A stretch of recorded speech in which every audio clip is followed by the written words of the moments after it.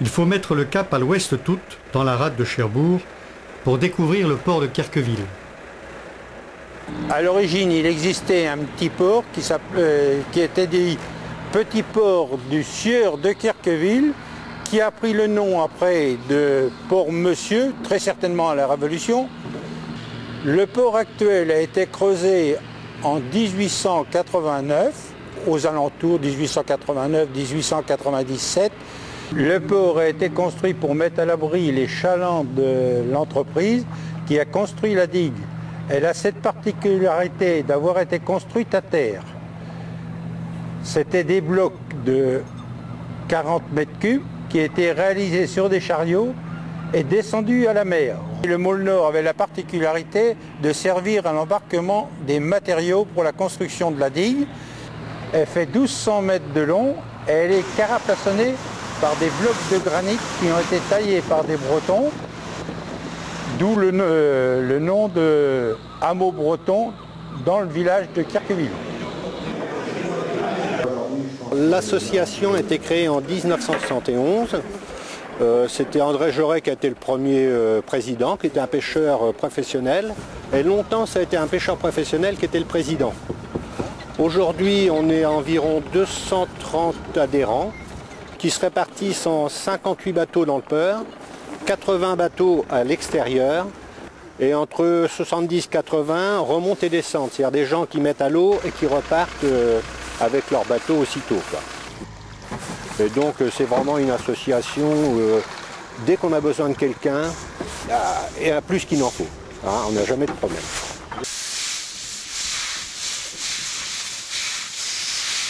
On a rarement des conflits. Et généralement, comme les gens se connaissent très bien ici, les conflits se règlent entre copains, quoi. Quand moi j'arrive pas avec quelqu'un, je délègue à un autre qui lui va trouver la solution pour que les choses s'arrangent. Chaque année, au mois de juillet, c'est la fête sur le port de Querqueville. Certaines années, plus de 2000 personnes se présentent sur les terre-pleins. C'est dire le succès de cette manifestation. Monsieur Gilbert Jaurès est le président du comité organisateur. Son père en a été un des fondateurs. La première fête du port a eu lieu il y a au moins 30-35 ans. Et c'était le but de la fête du port était de rassembler les pêcheurs pour une journée conviviale entre eux.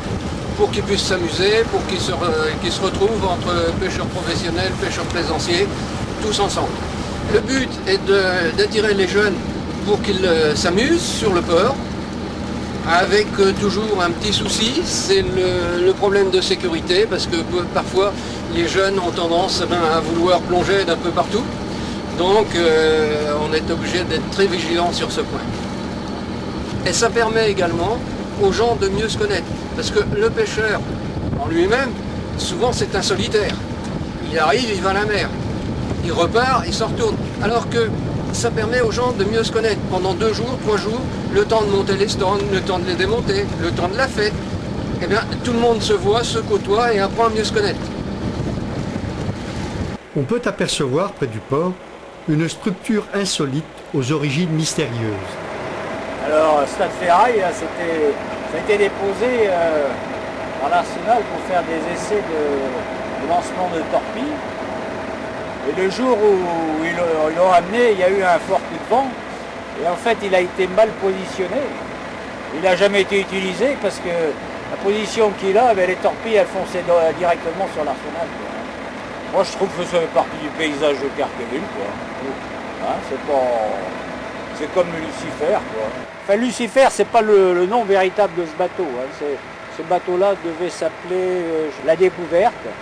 Pourquoi Lucifer? Parce que il faisait l'exercice d'incendie. Alors c'est pareil, pour moi, hein, ce bateau fait partie du patrimoine de Querqueville, je crois. Je ne suis pas sûr en m'avançant que c'est peut-être le monument qui est le plus photographié de Cherbourg. À Querqueville, comme dans tous nos ports, on se raconte aussi des histoires incroyables. Et pourtant... Et c'est le père Jauré, enfin le père à Gilbert. Ils allaient à la pêche, il était en train de bêter ses casiers. Et puis à un moment donné, au lieu de jeter la bête, il jette son couteau. Bon, il y en avait d'autres d'abord, heureusement. Alors ils vont relever leurs casiers, c'est des pêcheurs professionnels. Hein. Et en revenant, ils relèvent les casiers de Chavagnette. Et surprise, qu'est-ce qu'ils trouvent dans un de ces casiers? Le couteau. Alors bon, je la donne comme on me l'a donné, oui. Mais bon, c'est vrai que... Oh, c'est pas étonnant, hein, c'est pas étonnant. C'est qui peuvent arriver. Ah, hein. On a dans l'association, et on les connaît bien, une bonne dizaine de très bons pêcheurs, vraiment des gens exceptionnels et qui savent, en fonction des courants, en fonction des marées, en fonction des lieux, ce qu'il faut faire.